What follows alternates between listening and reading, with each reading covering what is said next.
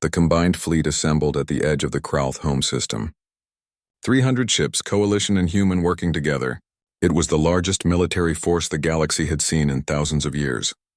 Admiral Sora Kang commanded from the bridge of her flagship, with Captain Ji-Won Choi and Admiral Junho Kim coordinating the attack groups.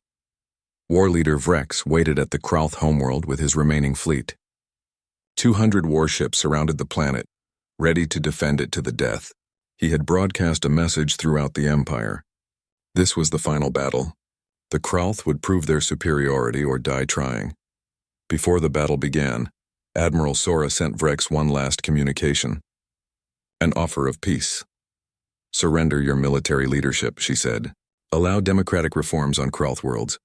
End the slave labor and occupations. Join the Galactic Coalition as equals, not conquerors. This war can end today without more death. Vrex responded with contempt. We are Krauth. We do not surrender. We do not join alliances as equals. We lead or we die. Come and fight if you dare. We will show you what true warriors can do. Sora closed the channel. She looked at her command staff, at the humans and coalition officers who had learned to work together. They were ready. Begin, she ordered. The battle started with a feint.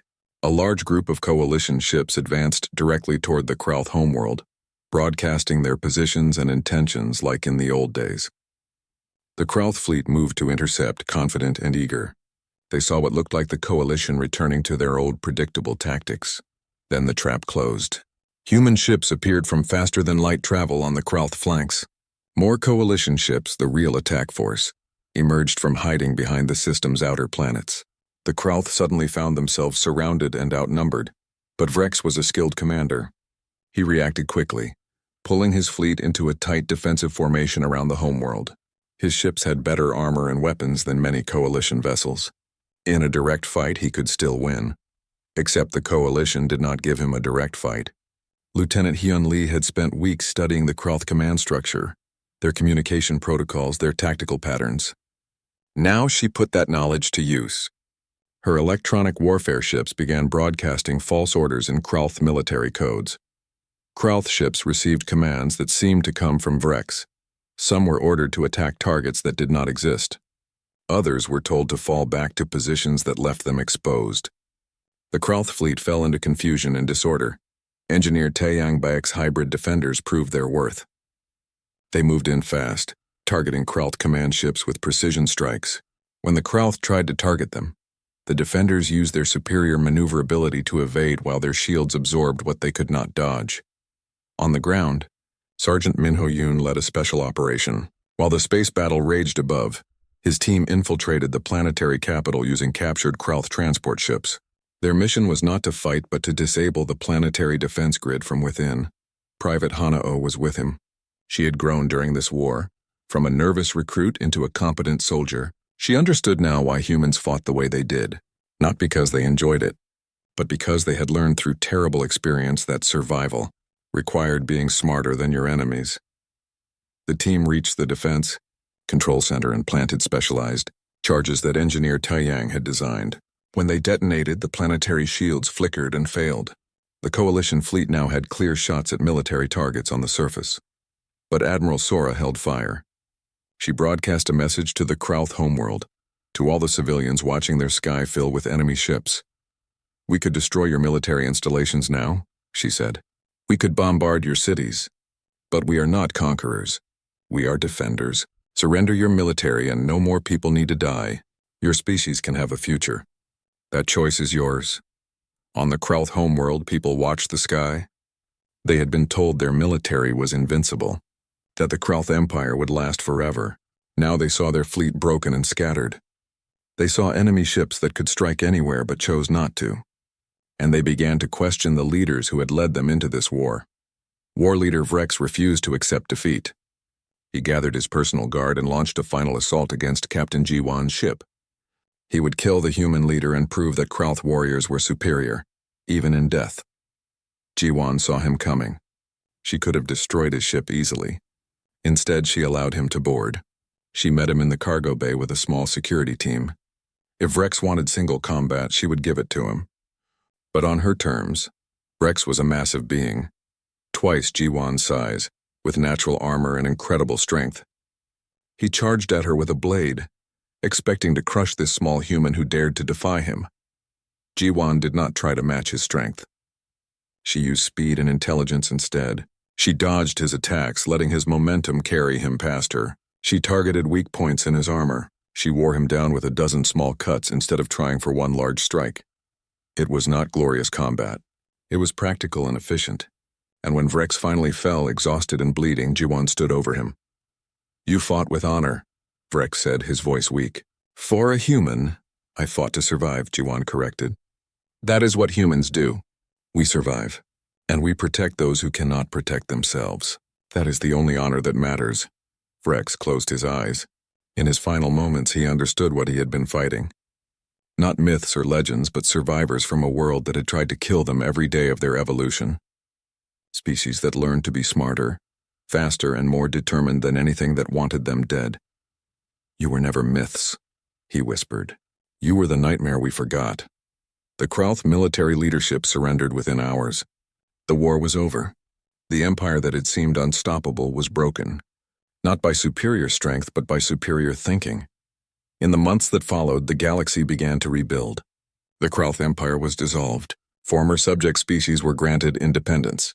The Krauth themselves were given a choice. Join the Galactic Coalition, accept democratic reforms and live in peace, or remain isolated and ignored. Most chose peace. They were tired of war, tired of dying for conquests that brought nothing but suffering. Admiral Junho Kim was promoted again, becoming the Coalition's liaison to human forces. He spent his days working with both cultures, teaching Coalition officers human tactics while helping humans understand Coalition values. He had changed so much during the war that sometimes he barely recognized himself. Dr. Mireille Park and Dr. Bora Song published their research on human psychology and evolution. It became required reading at every Coalition military academy. Officers learned that understanding your enemy was as important as weapons and ships, that intelligence evolved in response to challenges, that survival shaped species in ways that peace never could. Private Hana-O became an instructor, training new Coalition recruits. She taught them that human tactics were not about being cruel or dishonorable. They were about respecting your enemy enough to know that mercy during war could mean cruelty after defeat, that protecting your people meant doing whatever was necessary to keep them alive. Counselor Doyen Lim, who had opposed human methods at first, proposed a new Coalition charter. It included human principles of warfare, but with strict oversight and accountability. The galaxy must never be unprepared for existential threats again, but it must also never lose its moral compass. Captain Jiwan Choi and Admiral Sora Kang discussed humanity's future over drinks one evening. They sat in a quiet bar on Nexus Prime, watching species from dozens of worlds mingle peacefully. "We could go home," Sora said. "Back to Earth. Leave the Coalition to handle their own problems." "We could," Jiwan agreed. "But I think we should stay. Not to fight their wars, but to remember how to fight when necessary. To be the guardians who hope they are never needed." Sora nodded slowly. It was decided. Humans would remain part of the Galactic Coalition. They would maintain their own fleet and identity. They would share their knowledge, but not force their ways on others. They were no longer myths, but they were also no longer trying to be like everyone else. 6 months after the war ended, a memorial ceremony was held on Nexus Prime. It honored all those who died in the conflict, from every species and every side. Ambassador Te Wuhan's name was inscribed first, the diplomat murdered for trying to make peace. Captain Jiwan introduced a human tradition, a moment of silence for all who died, followed by a promise that they would be remembered, not just as numbers or casualties, but as individuals who mattered. The entire galaxy observed that silence, billions of beings stopping whatever they were doing, remembering the cost of war, and promising to build a peace worth the price that was paid. Later, a young Coalition student approached Dr. Mireille Park with a question. The student was writing a paper about the war and needed an expert opinion. "Are humans the most dangerous species in the galaxy?" the student asked. Mireille thought carefully before answering. She remembered the first time she met Captain Jiwan, how afraid she had been, how that fear had slowly transformed into understanding and respect. "No," she finally said, "humans are not the most dangerous species. They are the most dangerous when threatened. Treat them as enemies and they will fight with everything they have." but treat them as friends. The war changed after Sanctuary. The coalition stopped fighting like it was a game and started fighting to win. But the Krauth Empire was vast, with conquered worlds across dozens of star systems. Defeating them would take more than winning battles. It would require a different kind of warfare. Commander Yunji Shin led a small team of human special operations soldiers deep into Krauth territory. Her mission was not to fight battles, but to start fires that the Krauth could not put out. She was good at languages, good at understanding different cultures, and very good at teaching people how to resist oppression. Her first target was a world called Talis. The Krauth had conquered it 3 years ago and enslaved the local population. The people of Talis were used as laborers, building weapons and ships for the Krauth war machine. They were not warriors. They had never fought anyone. But Yunji saw potential in their anger. Her team infiltrated the planet using a stolen Krauth transport. They made contact with a group of Talis workers in an underground mining facility. The workers were suspicious at first. Strangers promising freedom usually meant more trouble. Yunji spoke to them in their own language. "I am not here to promise you freedom," she said honestly. "Freedom is something you have to take for yourselves. But I can teach you how." She showed them how to sabotage equipment without getting caught, how to pass messages secretly, how to identify which Krauth guards were cruel and which were just doing their jobs, how to make the Krauth occupation expensive and difficult. "You cannot win by fighting them directly," Yunji explained. "They are stronger and better armed. But you can make them bleed. You can make them waste resources. You can make them afraid to walk alone. Every small act of resistance is a victory." The Talis workers were scared but willing to try. Yunji's team provided them with simple weapons and communication devices. Then they moved to the next occupied world, and the next, spreading the seeds of rebellion. War leader Vrex of the Krauth Empire heard reports of these insurgencies with growing rage. He was a proud warrior who believed in conquest through strength. The idea that weak, conquered species were resisting infuriated him. He responded with brutal reprisals. When weapons were found on Talis, he ordered an entire district destroyed. Thousands died. He broadcast the executions across the planet, intending to crush any thoughts of rebellion. But Vrex did not understand human psychology. He did not understand that oppression creates resistance. The more brutal he became, the more people joined the insurgency. Fear turned to anger. Anger turned to determination. Meanwhile, engineer Taeyang Beck worked in coalition shipyards creating something new. He studied human and coalition technology, looking for ways to combine their strengths. Coalition ships had powerful energy shields but moved slowly. Human ships were fast and maneuverable, but had weaker defenses. Taeyang designed a hybrid vessel. It had coalition shield generators and power systems. It had human engines and tactical systems. It was not as strong as a pure coalition battleship or as quick as a pure human corvette. But it was balanced, versatile, and could be built quickly. The first hybrid ships rolled out of the shipyards 3 months into the war.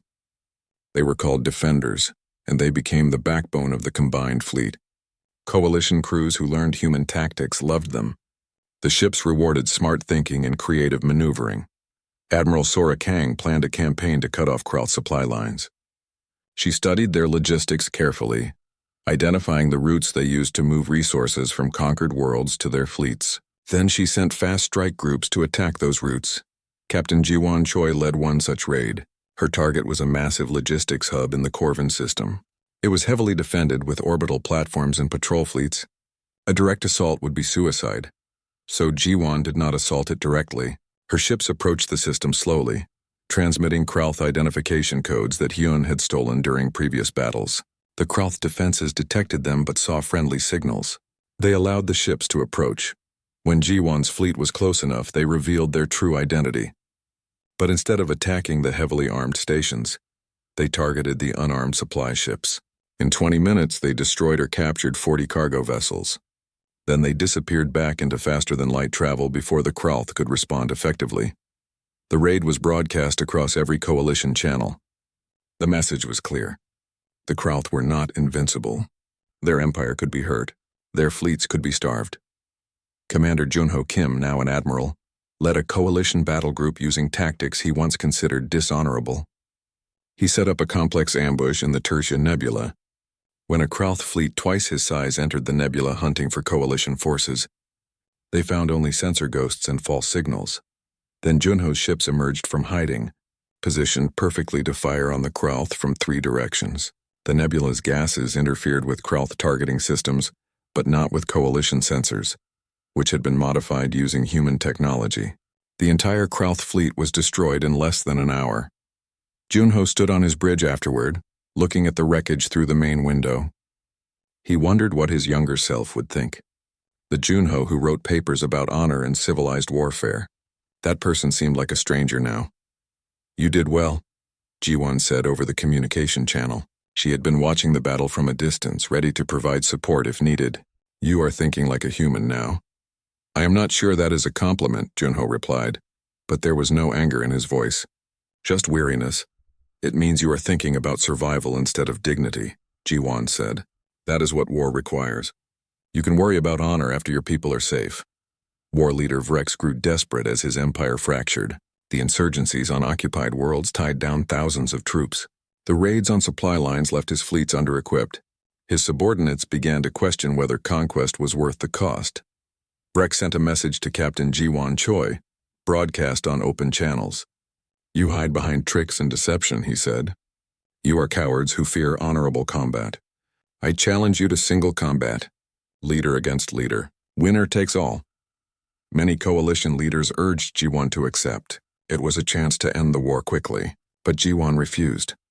"War is not about honor," she replied on the same open channel. "It is about making sure my people survive and yours do not continue hurting others. I will not risk my life for your pride. I will not gamble with the safety of billions on a personal duel. If you want to end this war, surrender. Those are the only terms I offer." The exchange was broadcast across the galaxy. Many species were shocked by Ji-won's bluntness, but many others, especially those who had suffered under Krauth occupation, cheered. They did not care about honor. They cared about being free.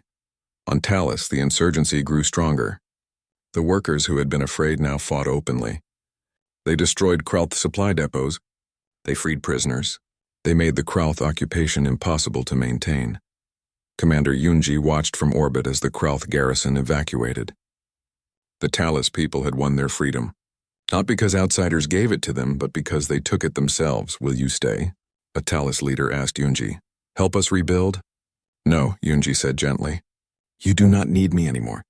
You know how to fight now. You know how to resist. Teach that to others. Spread it to every world the Krauth have conquered." Across the Krauth Empire, subject species began to rebel. The empire that had been built on conquest and fear started to collapse from within. Krauth fleets won battles but lost worlds. Their military remained strong, but they had nothing left to defend.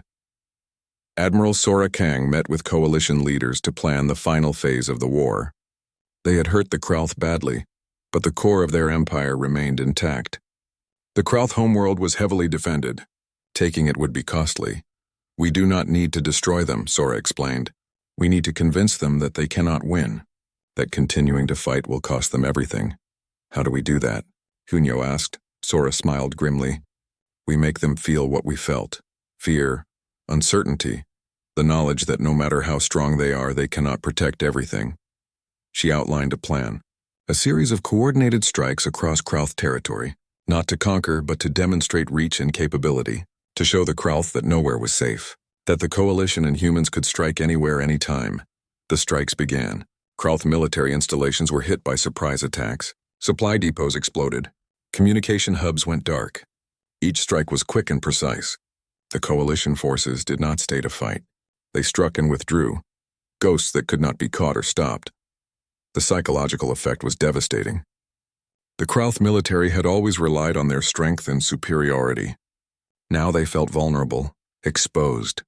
Their leaders argued among themselves, some calling for peace, others demanding total war. War leader Vrex refused to surrender. He gathered the remaining Krauth fleet at their homeworld, preparing for a final stand. If the coalition wanted victory, they would have to come and take it. And he would make them pay in blood. The Coalition Council met on the capital world of Nexus Prime. Representatives from 50 different species filled the grand chamber, each one demanding answers. Commander Junho Kim stood before them, exhausted but steady. Next to him, Captain Ji-won Choi waited calmly, her hands behind her back in a military posture.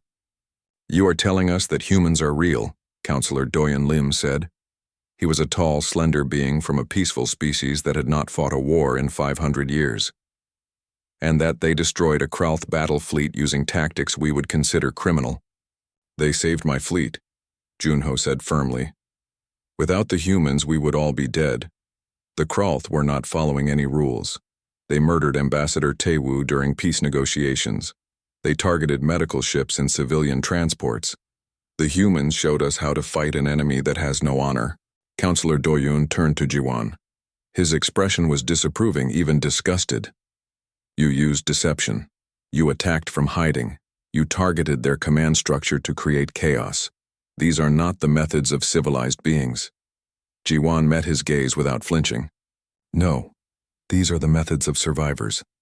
When someone is trying to kill you, you do not worry about being civilized. You worry about staying alive." "But at what cost?" Doyun asked. "If we adopt your brutal methods, do we not become like the Krauth ourselves?" "There is a difference," Jiwon said. "We fight to protect. The Krauth fight to conquer. We gave them a choice to retreat. The Krauth gave you no choice at all. That is the difference between warriors and murderers." The council debated for hours. Some supported bringing humans into the war effort. Others argued that human methods would corrupt coalition values. Finally, they voted. The decision was narrow, but it passed. Humans would be granted temporary advisory status to help train coalition forces. 3 days later, Admiral Sora Kang arrived with 12 more human ships. She was older than Jiwon, with gray streaks in her dark hair and eyes that had seen too many battles. She was a strategist, someone who planned wars in months and years instead of hours and days. Training began immediately. Sergeant Minho Yoon took charge of ground forces. He gathered coalition soldiers in a training facility and looked at them with a mixture of pity and determination. "Most of you have never fought a real battle," he said. His voice was harsh but not unkind. "You have training exercises where no one dies. You have wars where everyone follows rules. That ends now." He taught them to move quietly, to use cover, to think about terrain and angles and timing. He showed them how to set up ambushes and how to recognize when they were walking into one. Many coalition soldiers struggled with these concepts. They had been taught that hiding was cowardly, that honor meant facing your enemy directly. Private Hanao was one of the human soldiers helping with training. She was young, barely 20 years old, but she had already completed 2 years of intense military preparation. She watched coalition soldiers practice and felt a strange mixture of sympathy and frustration. "They do not understand," she told Minho after one difficult training session. "They think we are teaching them to be dishonorable." "They will understand when the Krauth come back," Minho replied. "Pain is a good teacher." Lieutenant Hyun Lee worked with coalition naval officers, teaching them new tactical doctrines. She spent hours explaining why ships should not line up in predictable formations, why communication silence could be more valuable than coordination, why targeting supply lines was more effective than fighting endless battles. One coalition captain objected strongly. He argued that Hyun's methods removed all dignity from warfare, that fighting should be about courage and skill, not tricks and calculations. Hyun looked at him coldly. "Tell me, Captain, if you die bravely but your fleet is destroyed and your world is conquered, did your dignity matter? Did your courage save anyone?" The captain had no answer. Dr. Mireille Park worked closely with Dr. Bora Song, studying human psychology and evolution. Bora showed her brain scans, chemical analyses, historical records. She explained how humans developed under constant threat. "Your species evolved in peaceful environments," Bora said. "Your predators were not very dangerous. Your weather was mild. You developed intelligence for social cooperation and resource management. That is why you value honor and fairness. Those traits helped your species survive." "And humans?" Mireille asked. "Everything on Earth tried to kill us. Big predators with teeth and claws. Small predators like viruses and bacteria. The weather killed us with heat and cold and storms. Even other humans killed us. competing for limited resources. We developed intelligence to survive. We became social because alone we died. We became creative because we had to outthink things that were bigger and stronger. We became ruthless because mercy toward enemies often meant death for ourselves. Mireille was quiet for a long time, processing this information. Then she asked the question that had been bothering her. Do you feel fear? When you fight, are you afraid? Bora smiled sadly. Always. We are terrified almost all the time during combat. That is another survival trait. Fear keeps us alert. It makes us careful. We do not fight because we are fearless. We fight despite our fear because the alternative is worse. 6 weeks after training began, the Krauth launched a major offensive. Their target was Sanctuary, a coalition core world with 2 billion inhabitants. Intelligence reports showed at least 200 Krauth warships heading toward the system. Admiral Sora Kang planned the defense. She positioned coalition and human ships in a complex pattern around the planet. Some ships were visible, arranged in what looked like a traditional defensive formation, but many more ships were hidden among Sanctuary's 3 moons and in the orbital debris field. The Krauth expect us to fight the old way, Sora explained to the fleet commanders. They will see our visible ships and think they have found our entire force. When they commit to the attack, we will hit them from 3 sides at once.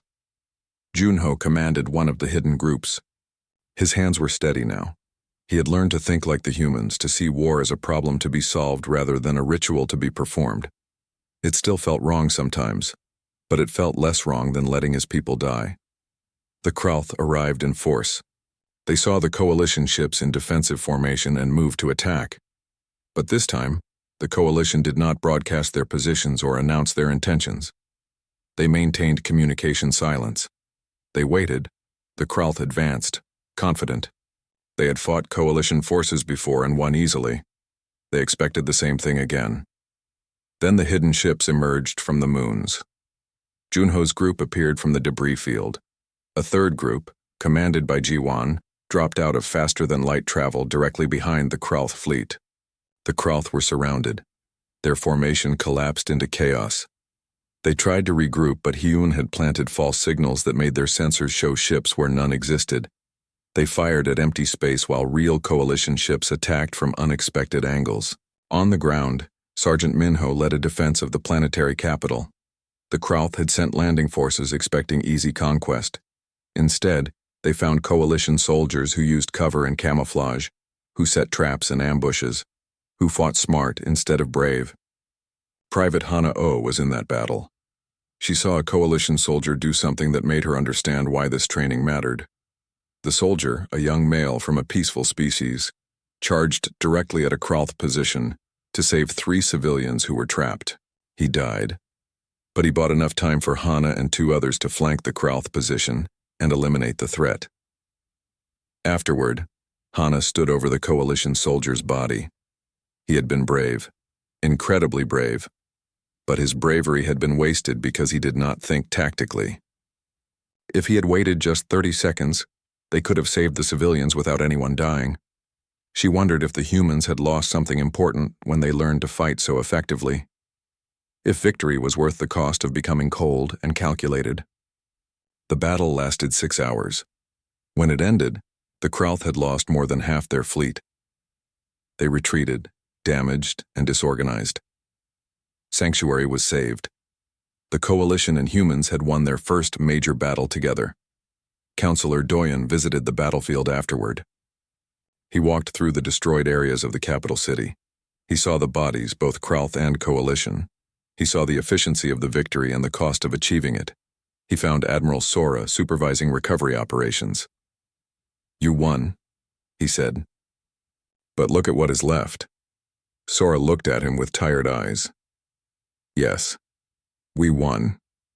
2 billion people are alive because we won. Would you prefer we lost with honor and they all died?" Doyen had no answer. He walked away, troubled and thoughtful. That night, the coalition broadcast news of the victory across the galaxy. For the first time in this war, they had defeated the Krauth decisively. The message was clear. The coalition was learning. and they had teachers who knew how to win. The 3 human ships moved through space like predators. They did not fly in straight lines or neat formations. They weaved and spiraled, making themselves hard to target. The Krauth fleet turned to face them, expecting an easy victory. 3 small ships against 50 warships seemed like no contest at all. Captain Ji-won Choi watched the tactical display in her command chair. She was a woman in her 30s with calm eyes and steady hands. She had been fighting battles since she was 20 years old. Not civilized battles with rules and honor, real battles where people died and only victory mattered. The coalition ships are damaged, her tactical officer reported. Lieutenant Hyun Lee was young but brilliant, with a mind that saw patterns in chaos. They fought according to standard formation tactics. The Krauth ignored all engagement protocols. So the Krauth won a real war, Ji-won said. Good. We know how to fight those. She opened a channel to the coalition flagship. Commander Junho Kim appeared on the screen.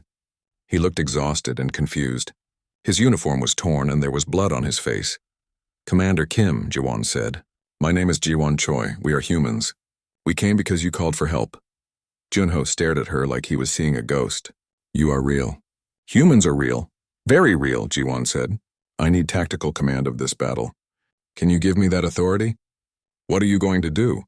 Win, Ji-won said simply. Will you trust me? Huno looked at his crew. Then he looked at the Krauth fleet advancing on his position. He thought about Ambassador Tae-woo, dead because he believed in honorable warfare. He thought about all the coalition soldiers who had died today following rules that the enemy ignored. You have command, Junho said. Tell us what to do, Ji-won smiled. It was not a nice smile. It was the smile of a hunter who had just spotted prey. First, turn off your transponders, she ordered.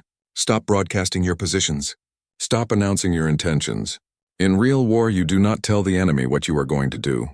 The coalition crews hesitated. Broadcasting positions was standard procedure. It was how civilized species fought. But Junho gave the order and his people obeyed.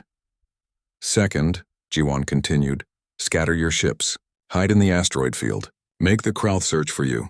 Lieutenant Hyun is sending you coordinates now. Hyun worked fast, calculating positions that would give the coalition ships cover while maintaining firing angles. The coalition fleet broke formation and disappeared into the asteroids. The Krauth advanced more slowly now, uncertain where their targets had gone.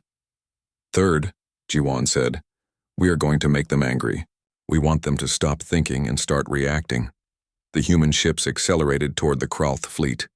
They released small objects that drifted through space. Mines. The Krauth sensors detected them and the fleet maneuvered to avoid them. But the mines were not the real weapon. They were a distraction. While the Krauth focused on the mines, the human ships launched missiles from unexpected angles. The missiles were not normal weapons. They carried electronic warfare packages. When they detonated near the Krauth vessels, they did not explode. Instead, they released powerful signals that jammed sensors and disrupted communications. The Krauth fleet fell into chaos. Ships could not coordinate with each other. They could not see clearly. They fired at shadows and false targets that Hyun created with careful signal manipulation. Now, Ji-won commanded, coalition ships target the Krauth command vessel. All weapons, maximum power. The coalition ships emerged from the asteroids and fired together. Without their sensors, the Krauth command ship did not see the attack coming. It exploded in a ball of fire. The Krauth fleet commander died instantly. On the human ship, speakers began broadcasting a recording. It was from a previous battle, showing Krauth ships being destroyed. Over and over, the message repeated in the Krauth language. You are not invincible. You can lose. You can die. Dr. Bora Song, the human xenobiologist, watched from the Indomitable's science station. She had studied dozens of species, learning how they thought and what they feared. She knew that the Krauth were proud warriors who believed in their own superiority. Showing them their own defeats would hurt worse than any weapon. The Krauth fleet tried to regroup, but without their commander, and with their communications disrupted, they could not coordinate. Some ships continued the attack. Others tried to retreat. The human ships moved between them like wolves among sheep, always striking where the enemy was weakest. Junho watched from his bridge, amazed and horrified. The humans fought without honor, without rules, without mercy. They used tricks and deceptions. They attacked from hiding. They targeted leaders to create confusion. Everything they did would be considered dishonorable in coalition warfare. and it was devastatingly effective. In 2 hours, the battle was over. 20 Krauth ships were destroyed. The rest retreated, running back to their own territory. Not a single human ship was damaged. Only 3 coalition ships were lost, and those had been destroyed before the humans arrived. Jiwan broadcast a final message to the fleeing Krauth fleet. Her voice was cold and clear. You have 2 choices. Leave coalition space and never return, or stay and fight us. If you stay, we will hunt you. We will find you, and we will destroy you. Choose wisely. The Krauth ships disappeared into faster-than-light travel, fleeing as fast as their engines could carry them. Junho requested permission to dock with the Indomitable. Jiwan agreed. When he arrived, he brought Dr. Mirai Park with him. They walked through the human ship, seeing technology they had never imagined. Everything was practical and efficient. There were no decorations, no wasted space. Every surface showed signs of use and repair. They met in the ship's briefing room. Jiwan was there with Lieutenant Hyun and Dr. Bora. Sergeant Minho Yoon stood against the wall, a massive man with mechanical implants replacing parts of his body that had been destroyed in previous battles. Thank you for saving us, Junho said. I do not understand how you did it, but thank you. We did what was necessary, Jiwan replied. The Krauth are not playing games. This is a real war. You need to understand that. Your tactics, Junho said carefully. They were effective, but they were not honorable. Jiwan leaned forward. Honor is a luxury. You can have honor when both sides agree to follow rules. But the Krauth killed your diplomat during peace talks. They destroyed medical ships. They murdered civilians. Where was honor then? She's right, Mirai said quietly. They broke every rule first. In war, there's only one rule that matters, Sergeant Minho said, his voice rough. Survive.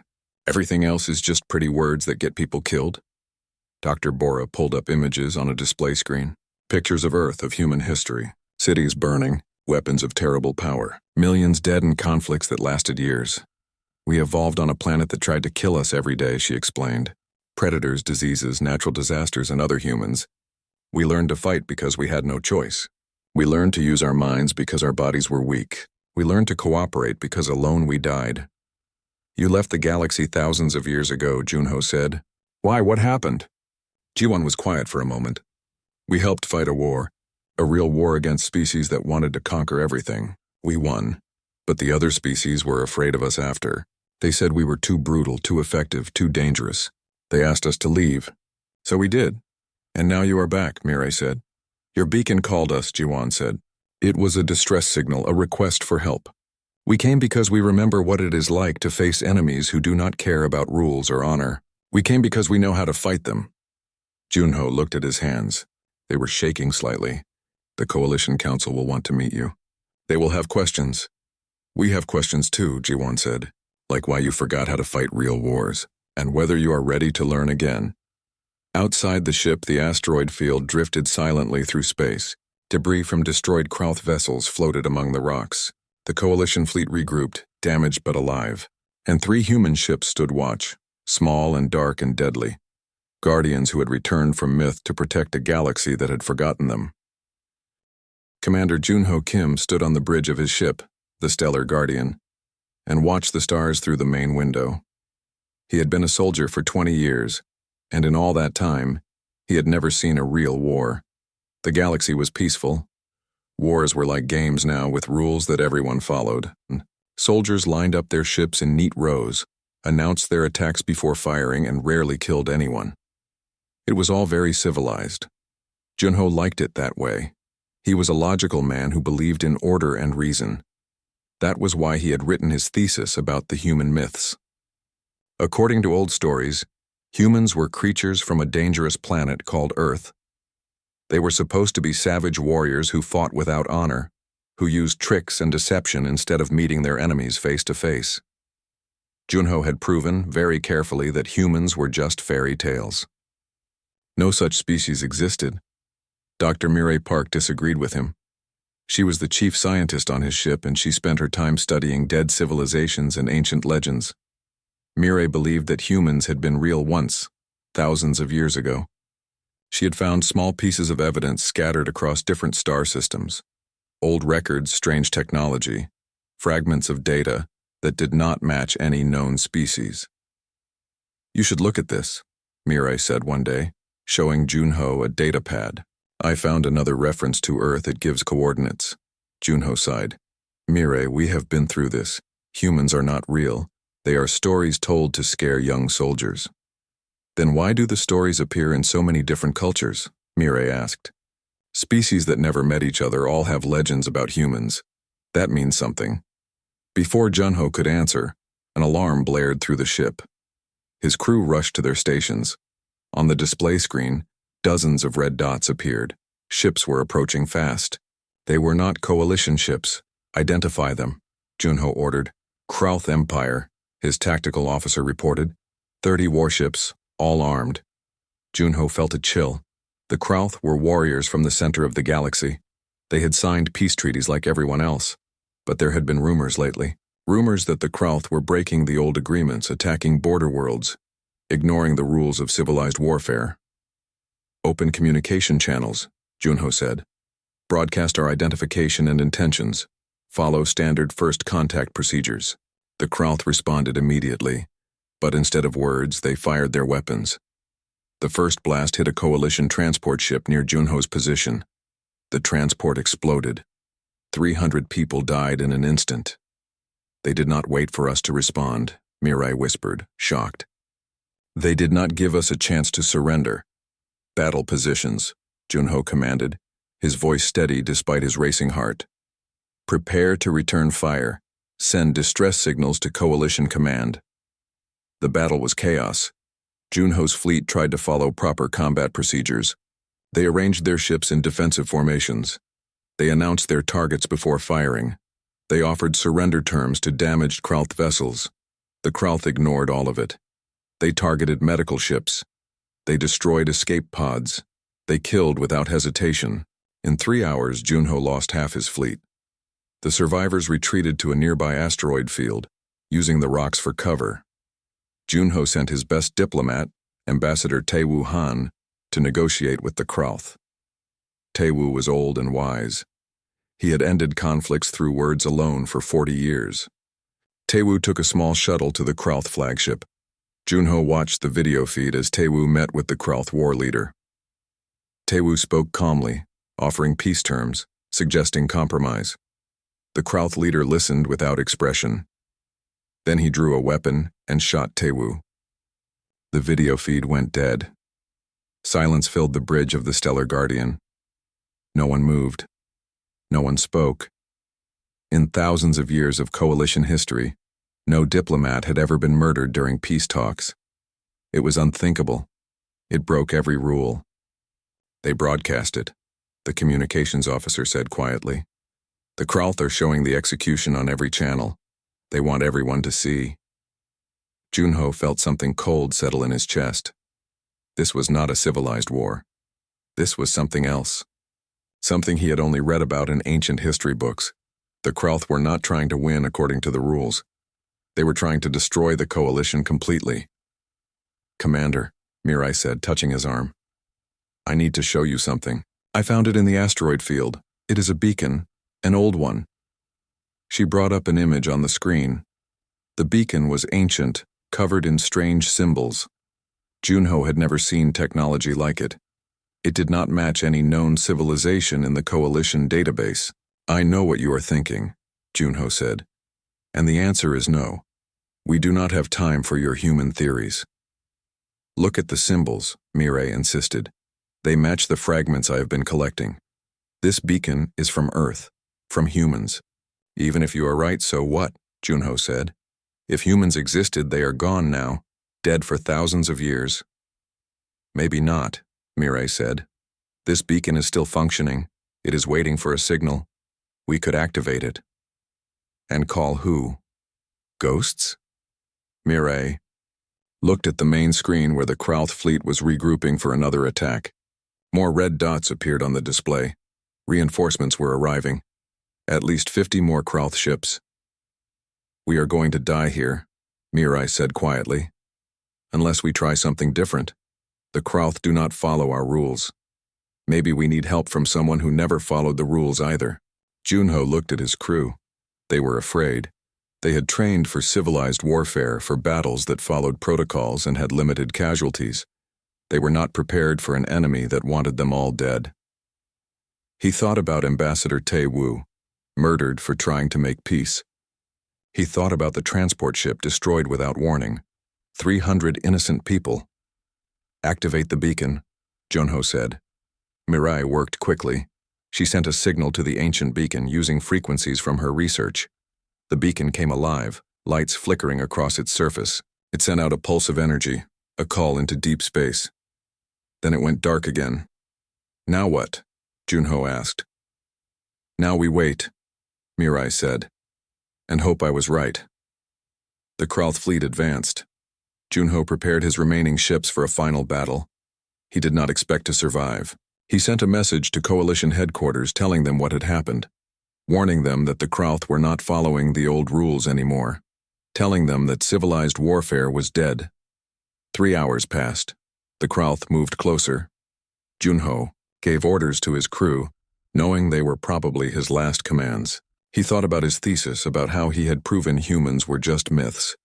He wondered if he would die still believing that. Then the sensors detected something. 3 ships appeared at the edge of the system, moving fast. They were small and dark, covered in scars and angular armor. They did not match any ship design in the Coalition database. They did not match Krauth ships either.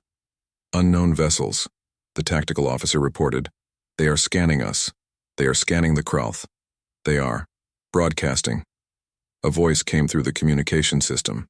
It spoke in a dozen different languages, ancient and modern, searching for one that would translate. Finally, it found a language that Junho's computer could understand. The voice was calm and human. "This is Captain Jiwon Choi of the human ship Indomitable. We received your distress signal. We are here to help." Junho stared at the screen. Mirai grabbed his arm, her eyes wide with excitement and fear. On the display, the 3 human ships moved toward the Krauth fleet, small and dark against the stars. The myths were real. The humans had returned, and Junho had no idea if that was a good thing or not.